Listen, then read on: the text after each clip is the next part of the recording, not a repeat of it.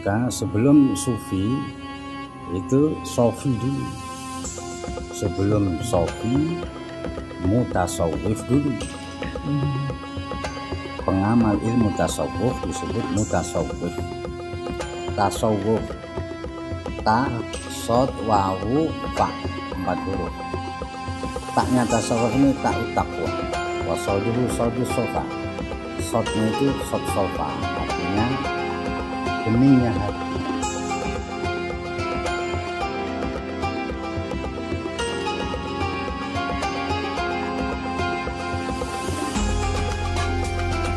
Jam ngapunten Gus, malam-malam mengganggu istirahat Gus Jam. Senang. Alhamdulillah. Lagi kelarasan Gus. Kalau iki sama nih teman-teman dari Surabaya. Alhamdulillah. Orang-orang yang sudah aktif sekali ngikutin ngaji Gus Jam. Ya. Utamanya di Rabuan.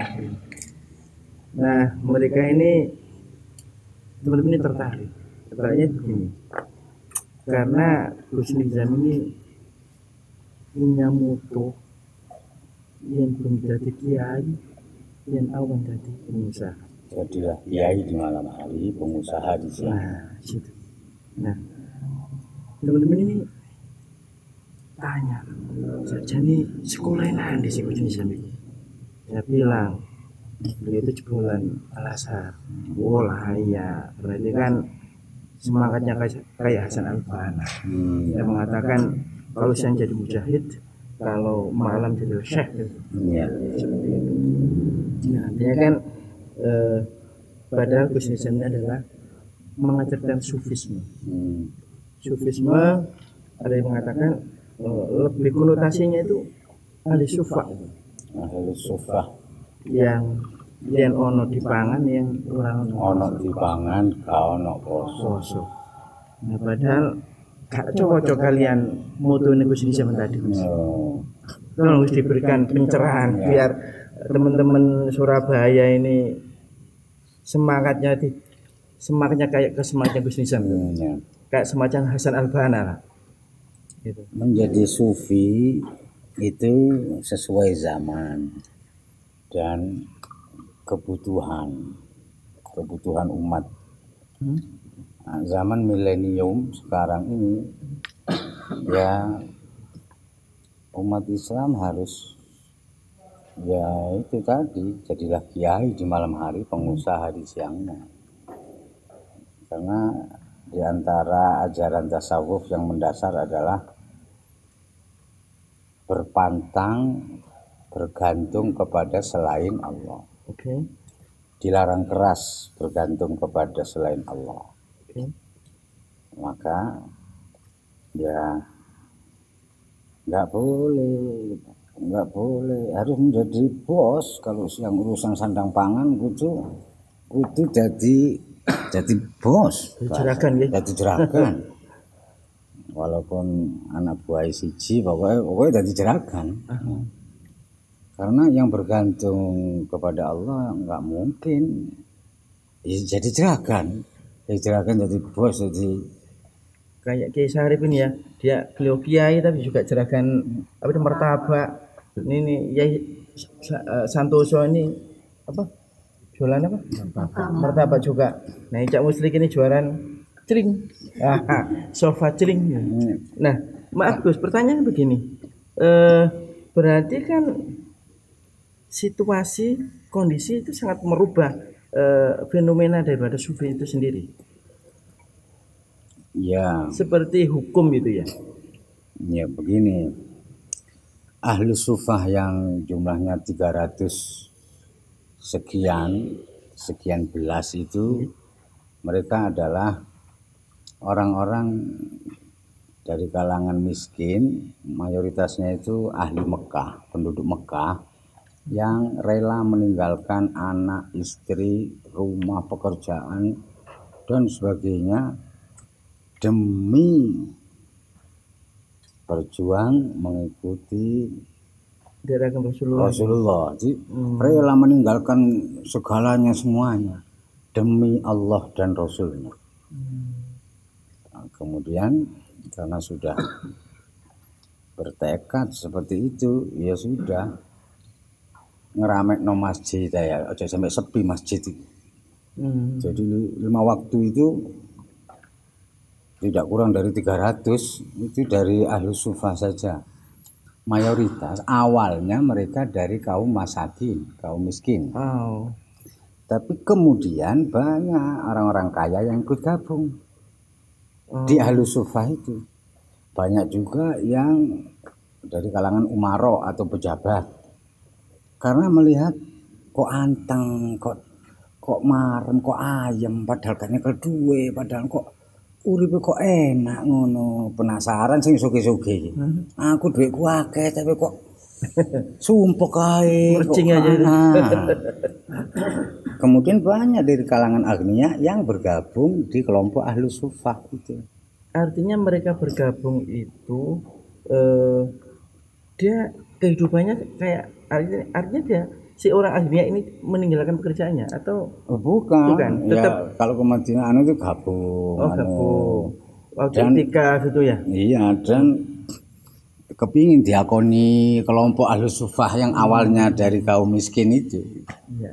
Itu karena melihat jiwa tenang mereka, terus gak tolak-tolak, gak kepingin kok enak, kayak nendokene kayak Naruto, Manuto, itu kan tidur ya itu kare.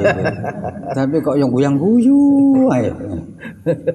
Mbok guyu nutupi sedih, mbok pokoke guyang-guyu.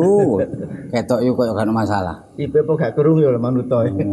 Padahal gak duwe gak anu. Seperti itu gambarannya.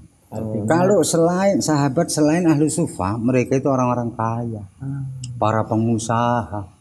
Abu Bakar pengusaha, Umar pengusaha, Utsman turunan ya.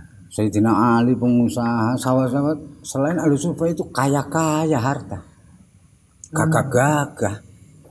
Mobil, zaman biyen gak ono mobil. Iya ngono. Ya lanjut. Wong boten gadah harta, miskin kok saged seneng saged tenang niku teorine niku udah pundi wong gak jelas hanya kelompok kok iso guyang-guyu kok iso anu teorine niku pundi Teorine ojo nyindir Manuto ta rek. Teorine gampang. Teorine innalillahi wa inna ilaihi rajiun. Buat yang mati ya Gus. Terus yang mati Gus. Meyakini bahwa sesungguhnya kami ini sepenuhnya milik Allah dan kepada Allah kami pasti kembali. Sakwaya-waya ditamoni Israel gak ono sing ngeru. Makane ya nang pondok ae. Nang pondok ae terus pesene Kanjeng Nabi aja mati-mati illa wa antum muhsinuna dzanna billah. Aja mati-mati temen sira kejaba jange-jange mati ku sing apik husnudzone nang Gusti Allah. Yo nang makhluk kabeh aja duwe penyono Allah, aja duwe nit Allah aja. Ya itu sing garai terus guyang-guyu wae. Masih diilokno disindir ya guyang-guyu wae. Tanpa beban maksudnya. Karena yang sudah benar-benar pasrah, istislam, berserah diri totalitas. Iya, sepenuhnya. Iya jene awak iki kamelok duwe anu terus ya apa-apa dikongkon tawakal terus gak oleh kepikiran dan seterusnya dan sebagainya ngaji rebuane itu ya. Terus ya iya gak oleh metu teko waktu saiki gak ono apa-apa ono nikmat iso mangan iso krasa ya itu dadi guyu seneng ae. Latihannya gimana Gus? Latihannya ya zikir langsung lho jangan nganti lali. Suwe latihane. perlu guruan itu. Oh, pasti, nggak mungkin enggak itu. Oh, terus ya nyanyi apa? Di sini sana-sana. Di sini senang, di sana senang, kemudian walaupun tak punya uang, itu hati senang walaupun tak punya uang. Oi. Gimana Cak, tadi mau tanya apa? Iya, artinya pengusaha di siang hari itu bukan orientasinya profit, tidak seperti pengusaha. Kalau sudah tasawuf itu ya nggak boleh orientasi materi, orientasi profit. Orientasinya minimal ukhrawi. Orientasi duniawi dilarang keras. Minimal orientasi ukhrawi, kalau bisa orientasi ilahi. Artinya kan profit kan tetap harus dijaga.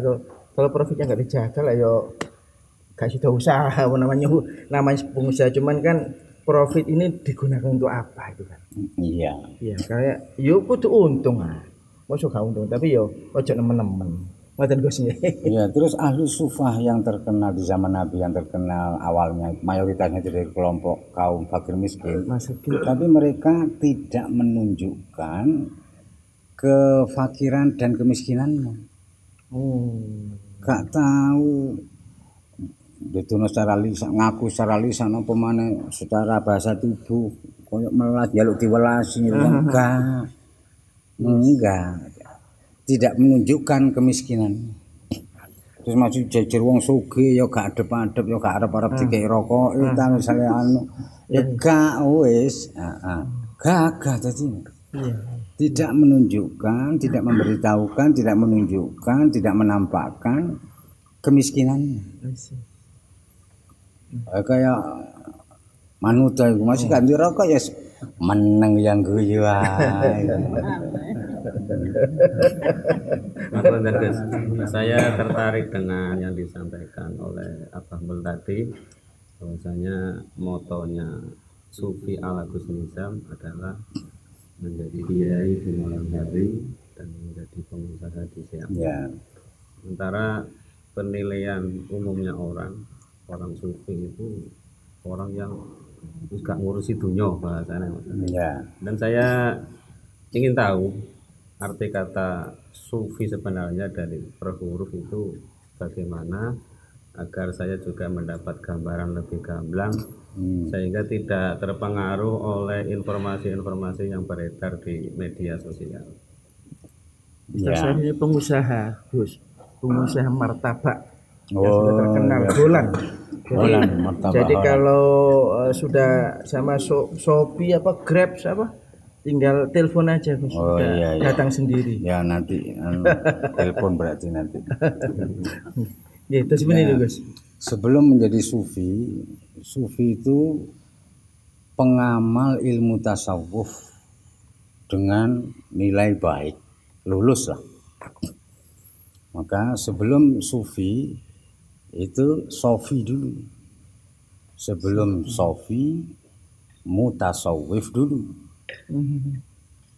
Pengamal ilmu tasawuf disebut mutasawwif. Jamaknya mutasawwifin. Orang yang mengamalkan ilmu tasawuf. Ilmu tasawuf itu ilmu ati, babakan rasa cinta kasih, rasa cinta kasih sayang. Nah, mutasawuf dulu. Sufi itu wis lulus, mau sekolah ngono wis profesor doktor. Sudah doktor. Kalau masih pemula SD misalnya dasar gitu ya mutasawuf. Pengamal ilmu tasawuf, pemula, belajar, kemudian ditingkatkan sampai bisa. Setelah bisa ditingkatkan lagi sampai mahir. Setelah mahir ahli. Nah, ini baru lulus mutasawuf menjadi sofi. Orang yang hatinya bening, jiwanya besar, berjiwa besar, dadanya lapang, pikirane jembar. Wis anti sumpek, Anti sumpah. anti sumpek, anti suudzon, anti sedih susah stres wis sofi. Barangkali ada arti yang lebih spesifikasi dari segi per hurufnya, shotnya apa, wadnya Ya, apa. itu kalau dari per hurufnya tasawuf, taknya ta'ut taqwa. Jadi pengamal tasawuf itu taknya tasawuf itu takwa. Orangnya pasti takut kepada Allah, tidak takut kepada selain Allah. Takwa Allah bukan takwa Allah, bukan. Takut kepada Allah bukan takut kepada orang tua, mertua, kakak tua, dulur tua, bukan. Istri tua. Ada orang nggak ada orang sama. Takwa itu fisiri wal alan sama. Di kesendiriannya atau waktu rame-rame itu sama. Kalau belum sama, ya belum takwa. Nah, jadi pengamal tasawuf pasti muttaqin, pasti orang yang bertakwa. Kemudian ketakwaannya itu ditingkatkan lagi dan terus sampai ke hakikat takwa. Nah, itu di shotnya tasawuf, ta, shot, wawu, fa, 4 huruf. Taknya tasawuf ini ta'ut taqwa, wa soduhu sodus sofa. Shotnya itu shot sofa, artinya beningnya hati. Hati yang bening itu bagaikan danau yang gak tahu diambang kuning kena kayak ngoco. Sehingga ero awake dhewe iki sapa ya apa anu ero gantenge sak pira ganteng jero ero nek wis asofa. Kemudian wawunya tasawuf wawul wafa, wawu kesetiaan, setia kepada Allah dan Rasulnya, setia kepada ucapannya sendiri, setia janji, wafaul ahdi, wani ngaji, wani aji, wani aji, wani ngajeni liyan, wani ngajeni liyan, wani ngabdi. Terus nek wis muni siap ya, nek wis muni pokoknya janjine ditepati. Komited ya. Terutama janji di hari alasku, janjinya roh kita sebelum dikelambeni jasad ini, roh kita semua itu berjanji bala syahidina ketika Allah membaiat alastu bi rabbikum, bukankah aku ini Tuhan kalian, wahai seluruh rohnya makhluk. Semua roh kompak menjawab bala syahidina, ya kami bersaksi bahwa engkau adalah Tuhan kami dan kami semua adalah makhluk ciptaanmu. Kemudian terakhir tasawuf, fa, huruf fa ini faul fitom, fa-nya fitom itu nyapih nafsu, fitomun nafsi. Dari 4 huruf ini bisa dipahami dengan jelas bahwa apa dan bagaimana, apa ilmu tasawuf itu, kemudian siapa mutasawwif itu, bagaimana dan seterusnya, itu bisa dipahami dari 4 huruf. Taknya takwa, sodnya sofa, beningnya hati, wawunya wawul wafa, wawu setia janji, fa-nya faul fitom, nyapih nafsu sampai hilang, sampai Berarti orang-orang hilang nafsu. Orang-orang pelaku tasawuf atau orang torik kan kayak malaikat gitu ya Gus. Jasadnya manusia tapi perilakunya perilaku malaikat. Iya, bahkan yang lebih ekstrim istilah saja manusia Tuhan. Maksudnya sifatnya sifat ketuhanan. Jiwanya. Kalau raganya ya selamanya ya manusia. Jadi rohnya itu berbaju asma-asma Tuhan ya. Iya. Yang 99 itu ya. Sifat-sifatnya, bukan sifat manusia umumnya. Terus gini Gus, mendengar orientasi dari Gus Nizam tentang tasawuf yang begitu ketatnya, tentang kedisiplinan ilmu, bagaimana kami menyampaikan sedikit yang kami pahami dari kajian Gus Nizam kepada teman-teman pengusaha, yang mana mayoritas mereka itu belum sempat mengamalkan syariat. Karena bisa. Sibuknya mengurusi jualan usahanya, sehingga syariatnya kedodoran. Terus bagaimana kita mengajak mereka agar bisa bersama-sama ikut ngaji ke Gus Nizam, mendalami ilmu tasawuf sehingga kehidupannya menjadi tertata sebagaimana moto tadi, Ya. malamnya kiai, siangnya pengusaha. Itu triknya bagaimana? Triknya sebetulnya tiap orang beda. Sebetulnya tergantung kebutuhannya. Oh. Karena tasawuf itu general. Kabeh diwadahi. Kabeh kebutuhan diwadahi. Artinya setiap orang pun bisa masuk ke sana. Tidak ada yang tidak. Oh. Misalnya teko kepingine ae. Kepingin apa? Kabeh wong nek anu duwe kepingin. Ya, lewat kepingin. Masuk lewat kepingin. Enggak apa-apa syariatnya di amburadul, di bolong-bolong jangan enggak apa-apa. Lewat tarekatnya dulu dikuati. Nanti kalau tarekatnya kuat, syariatnya ya akan menguat dengan sendirinya. Malu pasti.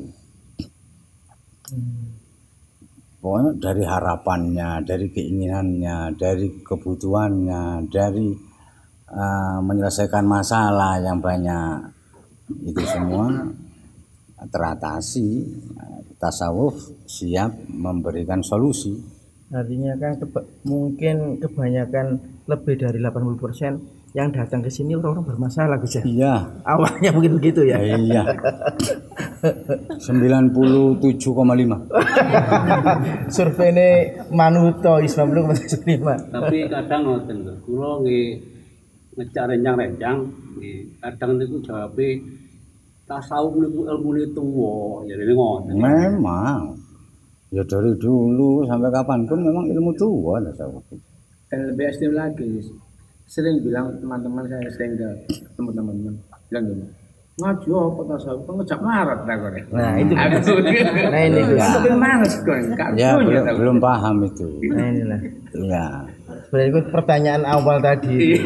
Dan memang seperti itu Gus, itulah orang-orang awam itu ngejak melarat hanya.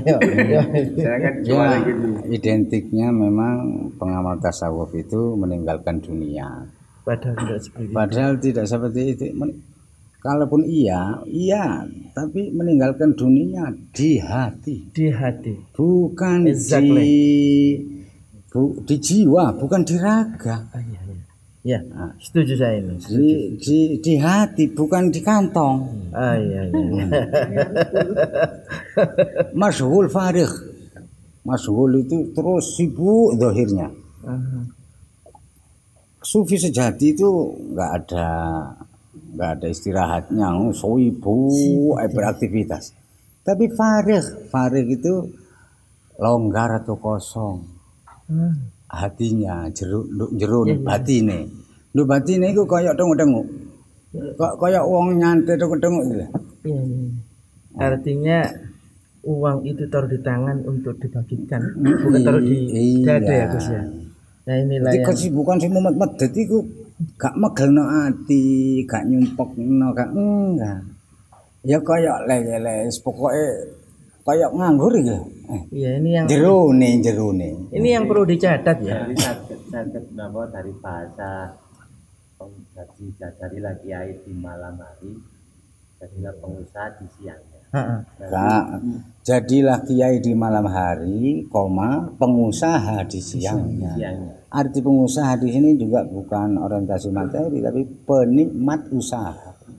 Nyanya bisa ditarik di atas pengusaha yang kiai ngono. Oh ya otomatis lah kan malamnya ya. Gak dikatokno kekiayaan ini awan. Ya.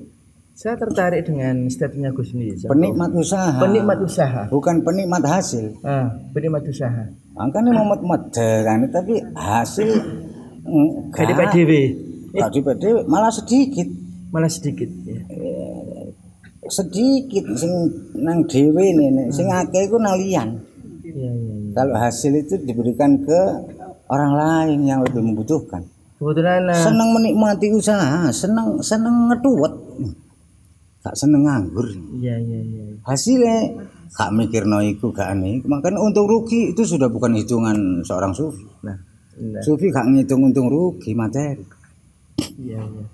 Kebetulan Mas Dedi ini kan saat ini dia mengembangkan BLKK di Tuban. Jadi kenapa tanyanya seperti itu tadi tuh? Oh gitu. Iya. Loh, justru konsep jadilah kiai di malam hari, pengusaha di siangnya itu lebih cepat dari sistem ekonomi manapun. Ya. Kalau mau, ayo itu. Ini asli sistemnya Kanjeng Nabi, teorinya Kanjeng Nabi. Kenapa? Karena penikmat usaha. Maka dicontohkan Nabi waktu Cik Joko ini jadi anak buah Siti Khadijah betul kain. Wah puluhan, mungkin ratusan sing kula sing anu. Foto-foto berangkat nang Ethiopia anu. Mulai disi. Karena orientasinya bukan materi. Ya. Bukan orientasi materi. Pokoknya ini kok setore nang jeraganku sakmene Siti Khadijah sakmene wis oleh setoran lebih cepat lebih baik. Mesti seneng jeragan cepet mulai terus pokoknya setor. Berarti ku piro gak mungkin takon anak-anak. Seperti itu. Artinya kan orientasi pada target ya. Iya, target yang dengan oleh jeragan. Iya, oleh jeragan ya, disenengi jeragan. Iya. Iya iku anu. Ini berpikir anu nih ya lebih cepat kula terus mulai iki setor ya mesti pasti ya luwih seneng luwih disenengi lah. Nih Mas Toto ini pengusaha scaffolding. Jadi yang pengen target Pak. Ojo larang-larang. Yang pengen target terselesaikan setoran nang ngene jeragan oke. Go ahead. Sing penting disenengi jeragan. Nah, gitu. Jeragan itu jenenge anak buah ya. Ya opo sebut disenengi jeragan. Iya. Lah nek mayokno dagangane ya apa cepet payu terus cepet setor. Iya. Mesti ngono. Betul Gus. Jadi pengusaha itu tidak sekedar profit tapi yang penting rollingnya. Cepet mumet itu. Lah ya itu Muhammad muda itu seperti itu. Ya. Sehingga menjadikan Khadijah itu terheran-heran. Lah iya iki lho. Cek arek wingi, cek kait melak anu kok terus gelis lanu. Setelah berulang kali diamati akhirnya jatuh cinta. Akhirnya jatuh cinta. Ini ilmu ekonomi ini sopo sing digawe? Iya. Ini Wahyu ini. Kamu kan siapa carane rondo-rondo katut ini. Ini mau carane. Jemini target terpenuhi ini loh, yuk. Mungkin ada yang lain. Yang perempuan Baria, yang counting ini. Juli. Maksudnya lu doire kerja keras batin yang tengah awal terus. Oh pastilah. Iya wali aneh. Doire kerja keras, batine gak kerja keras wali aneh ya nyantai. Ini gak bekal-bekal. Pak Imam ini beliau adalah peracang yang cukup besar di pasar di Simola sana. Jadi rata-rata ini semuanya pengusaha semua ini. Pengusaha. Pak Rukun belum kiai di malam hari belum. Dereng konten menuju ke sana. Ya, Pak Rukun ini penjahit baju ini hasil karyanya Pak Rukun ini. Mas Yopi ini desainer ya, mesin ya, Mas Yopi ya. Ajis ini engineer. Insya Allah Kamis mau ke Batam sama orang-orang Polandia, insya Allah dia datang ke sana. Mas Santoso, Yai Sarif ini jerakan ini nih. Ini tadi orang ini gitu ya. Kiai, ciri-ciri kiai disebut kiai itu bukan pintar khutbah ceramah dalil bukan. Yang paling utama adalah welas asih marang sapodo-podo makhluk. Itu kiai.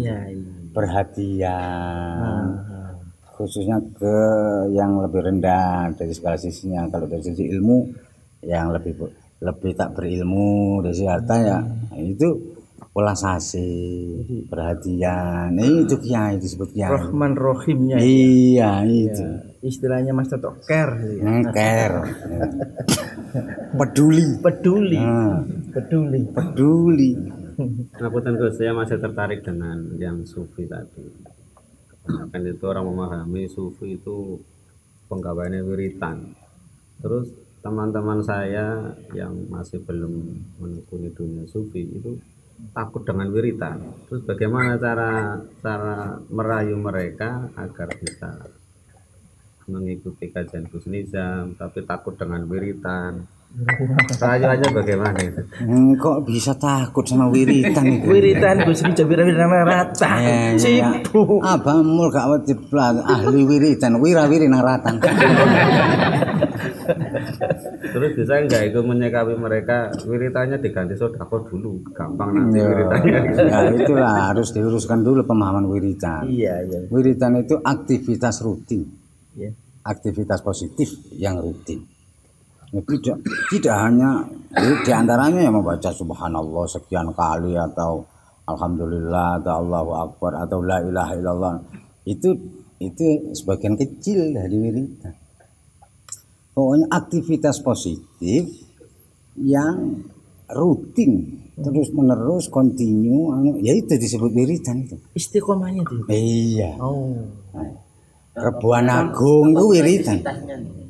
Apapun aktivitasnya. Iya. Sambil selalu diingat itu. Qaulan wa fi'lan wa amalan wa iqrara wa dzauqan wa fikran wa kabeh sangat luas.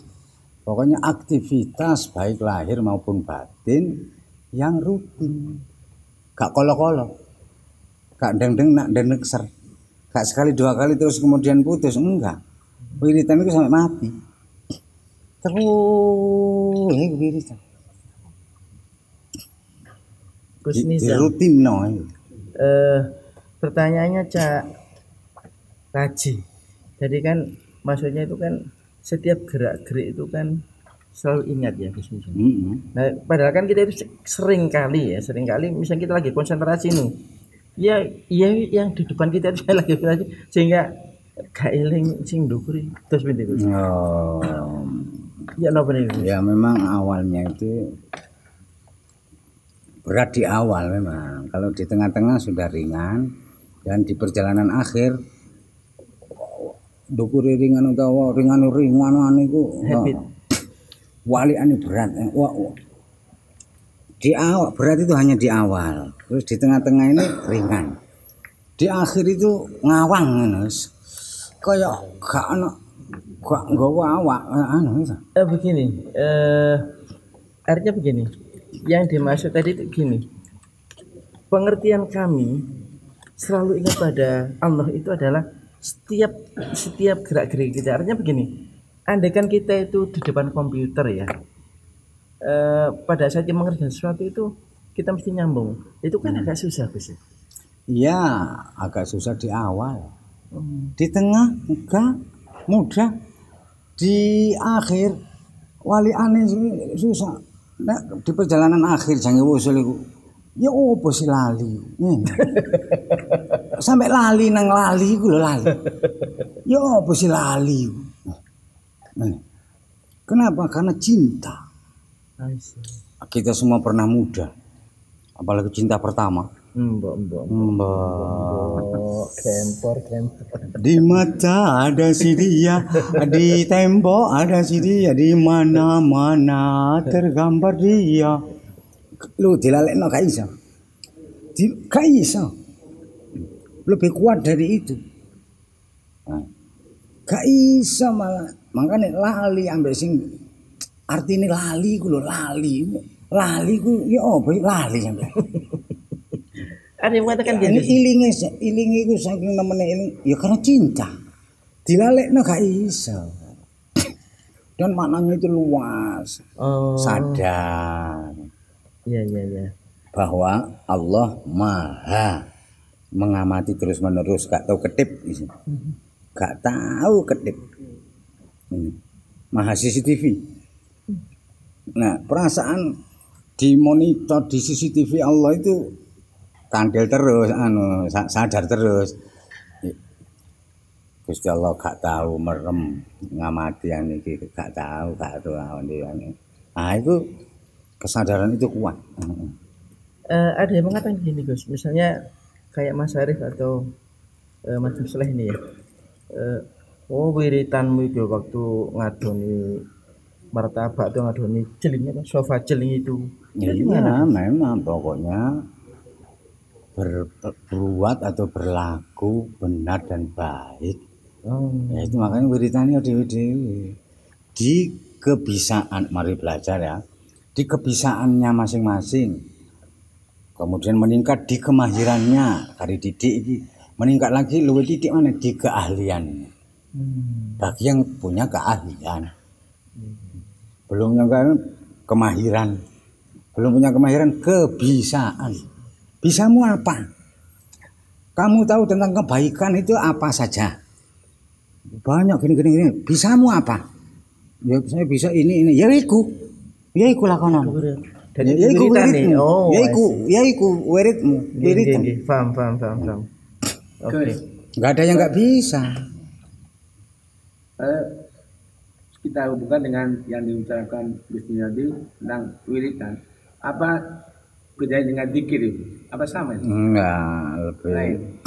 Zikir itu lebih lebih umum. Zikir itu dalam arti ingat atau peringatan atau perhatian atau apa itu ya hal yang menjadikan kita sadar lawas. Inna nahnu nazzalna dzikra wa inna lahu lahafizun. Sungguh telah kami turunkan az-dzikra, peringatan. Sapa sing ngene bakal ngene, sapa sing ngene peringatan. Itu zikir itu peringatan. Atau sesuatu yang dikenang, kenangan indah.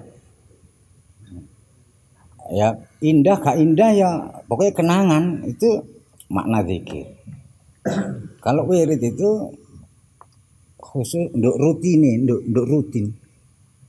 Ya itu loh, ya rutin. Ya itu wirid itu rutin. Oke. Di wirid itu dirutini. Awalnya terpaksa, lama-lama terbiasa. Oke. Gus Nisa mohon maaf ini. Teman-teman ini udah wis dalu banget ini, gak terasa. Matur nuwun sangat Gus nggih. Ngoten nggih. Kurang biasa melek dalu.